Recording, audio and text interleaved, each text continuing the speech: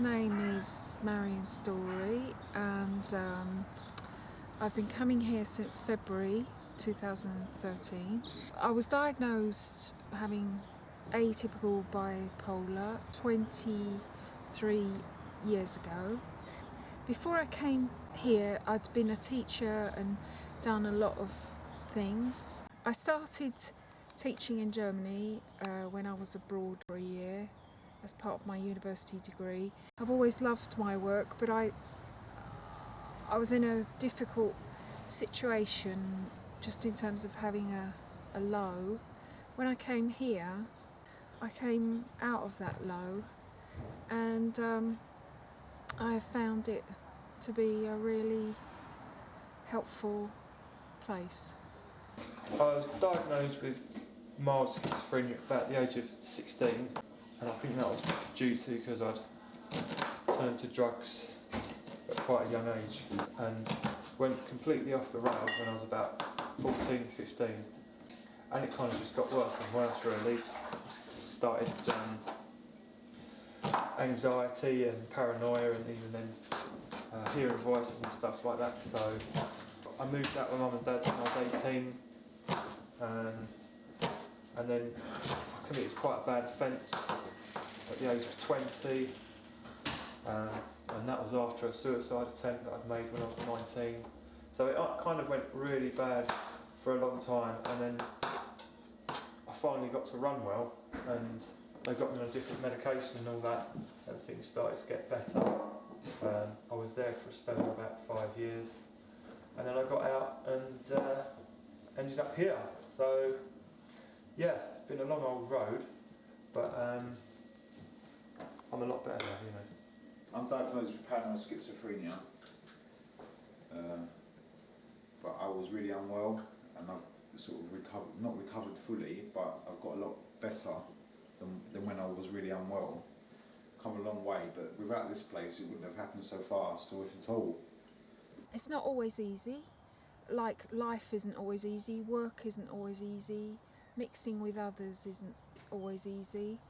Just to get out of bed and interact is not always easy, but I like it that it reflects life. Basically, this place has really helped me with my mental health and stuff.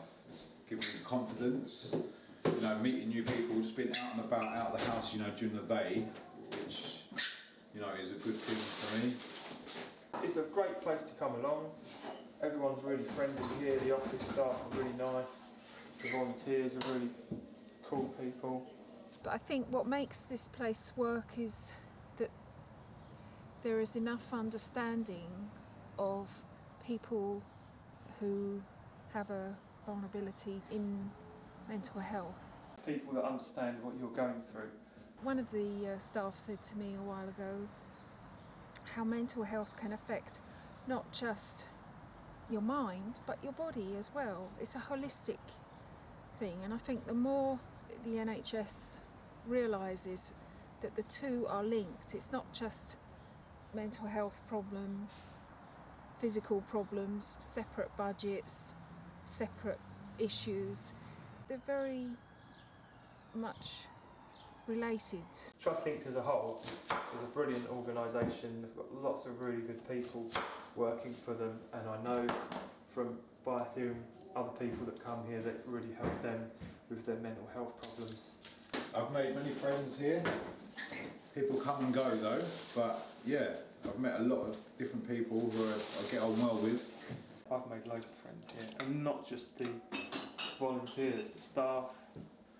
Lots of the staff, really good people, and I can chat to them and have a laugh and joke as well. I've done all things here really. I've been here 6.5 years, and I've been round and round and round the garden, done all different things, and now I fancy the stint in the kitchen, you know. So I've been doing this now for quite a few months, but I'm enjoying it. Yeah, it's helping. I found out that no one else really wanted to do the housekeeping side of things, which is here, so I gave it a go.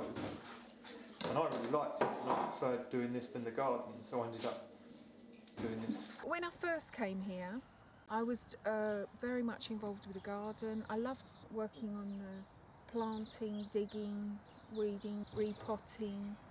A lot of people find the gardening therapeutic to take their mind off of things.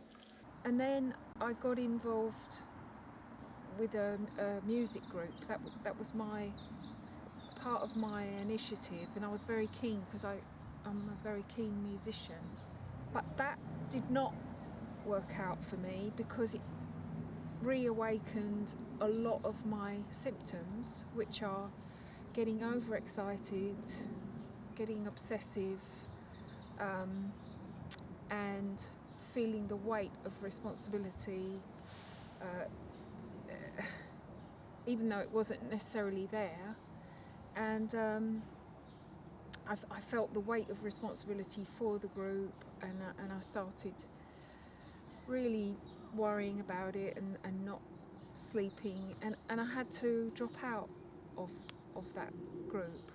What was really helpful was that the staff understood enough about my condition to say, let it go, it's okay, it's not the most important thing, whereas if I were in an environment where nobody knew about my bipolar, because of the way I present, I don't necessarily, when I'm well, I don't present as a person having bipolar, but it was because the staff had enough insight to say, just let it go, and it took all the pressure off me, which helped enormously. They do other stuff now. You can do woodwork here. It's really good, and they've extended now. There's a place similar like this in Shoebury Ness where people can go. They live closer to that area. Today we're going to be doing a quiz with the members, and so we'll see how that goes. They've got loads of stuff going on. They do lots of day trips to places where we can go as a group. One of the trainee social workers here has just started a football programme, and I used to love playing football when I was a child. I was really good at sport as a kid, all through junior school, right up to playing for a couple of football teams when I was 12 and 13. That's fantastic exercise. An hour of just running yourself ragged. Well, it all started, I think it was Matt's idea originally, Matt from the office, to maybe get a football team together, and one of the guys here took it on as a coach, and then quite soon after Matt managed to arrange 2 young guys from South United Football Club, because they're only over the road, and they were coming down once a week showing us lots of good training techniques. That started about a year ago. We did a couple of tournaments in the summer. You also get the exercise side of things, as well as something to do, something to occupy your time. So yeah, it's really good. If you're suffering from mental health, exercise is one of the best things, especially with depression and things like that. I've found, with symptoms, it helps your symptoms. I've also started a 5-kilometre run on a Saturday, which is something I never used to do. Because obviously medication affects the ability to exercise. There's a bit of a vicious circle, and it does take a monumental effort to overcome that.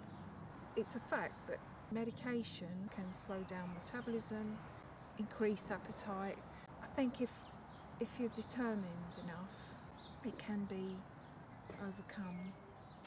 I think the medication available has improved over the years.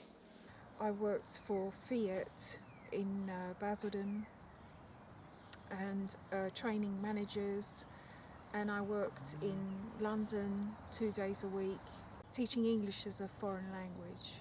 It was full on. I mean, the doctor said to me, you can't work full time, you shouldn't with your condition. So I kind of found 2 or 3 part-time jobs, which ended up being more than full time probably. That was part of the buzz for me until the bubble burst, and I think this is very much the thing with mental health awareness, it's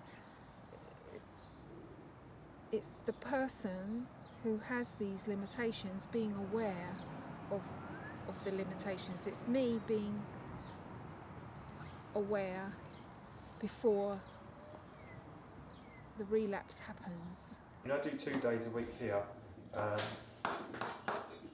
but I think with the medication that I'm on, I've got the energy to do a proper 9 to 5, Monday to Friday job. I've applied now to do voluntary work in a school. I'm really looking forward to that, but doing it on a much smaller scale, as a helper. Yeah, there is other stuff, other things to do aside from growing together here with Trust Links. I did a temporary 10 weeks at SAVS in Southend Centre. There's a lot of understanding for that. They do a job club here once a week in the afternoon where people can, they've got that 4 laptops all together and people can go on the internet and look at what jobs are available, and there's someone there that they can talk to help them out with it.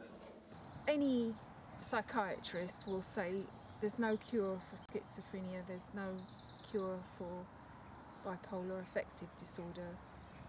That's very hard to accept for me, but the great news is that it can be managed.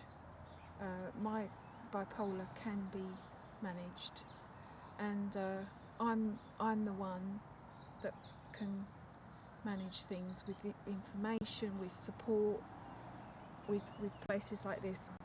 This place has helped me to maintain that awareness, and I don't know what other people have. They don't know why I'm here. So of course, communication can be difficult, but when I connect with someone and I realise I'm not alone, for many years I thought I was alone with this because my friends in my life do not have this. They don't need to take medication for it. Their work hasn't been affected by having bipolar necessarily. I mean, they have all kinds of other issues in their life. But when I came here to realise that there are other people facing some of those crossroads and junctions and problems and barriers, that has been helpful as well as challenging. It can be challenging because the symptoms of mental health problems can be inability or difficulty to communicate and becoming self-isolating and introverted, and I know that I have that sometimes. I tend to withdraw rather than express what is going on.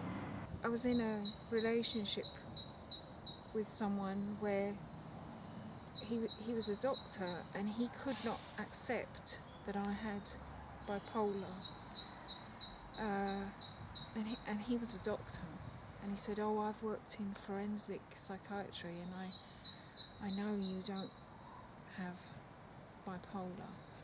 And that was so hard for me because I think he just couldn't accept it, and that did affect our relationship. And so, but this country, of course, the stigma still exists, and I feel it all the time. I relate to people who are afraid of admitting that they're gay or HIV, or people who are racially abused. Through my awareness of having bipolar, even though I've got the most extraordinary friends, it is hard to carry it around, but I think this country is moving in the right direction in terms of acknowledging that it does exist. The good work outweighs the stigma, and that's what's important.